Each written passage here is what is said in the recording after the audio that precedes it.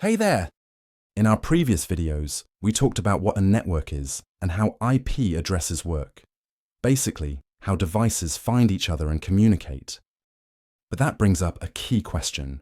Who actually gives out those IP addresses? That's where DHCP comes in. Today, we're diving into something that quietly powers almost every device on the internet, DHCP. What is it and why does it matter? Let's break it down. Imagine you walk into a hotel. At the front desk, you ask for a room and the receptionist hands you a key and tells you where to go. That's basically what DHCP does for your devices when they join a network. DHCP stands for Dynamic Host Configuration Protocol. It automatically gives your device an IP address, which is like a digital home address, so it can talk to other devices and access the internet. Without DHCP, you'd have to manually assign an IP address to every single device. That might work for a few gadgets at home, but what about schools, offices, or entire cities? It would be a nightmare. DHCP swoops in and makes life easier by automatically handling that assignment process. Now, let's talk about the process DHCP follows to assign IP addresses. It's called the DORA process, D-O-R-A. That stands for Discover, Offer, Request, and Acknowledgement.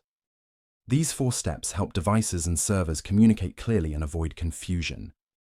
First, Discover. When your device connects to a network, it sends out a DHCP Discover broadcast. Think of this like your device shouting out, "Hey, is there a DHCP server out there who can help me?" Next, Offer. A DHCP server hears that call and responds with a DHCP offer. It says, "Sure, here's an IP address you can use." This offer includes the IP address and other configuration details. Then comes Request. Your device picks the best offer, usually the first one it receives, and sends a DHCP request back to the server saying, "I'd like to use that IP address." Finally, Acknowledgement. The server replies with a "You're all set. Welcome to the network," confirming the lease of the IP address. And just like that, your device is officially on the network. DHCP doesn't just hand out IP addresses randomly.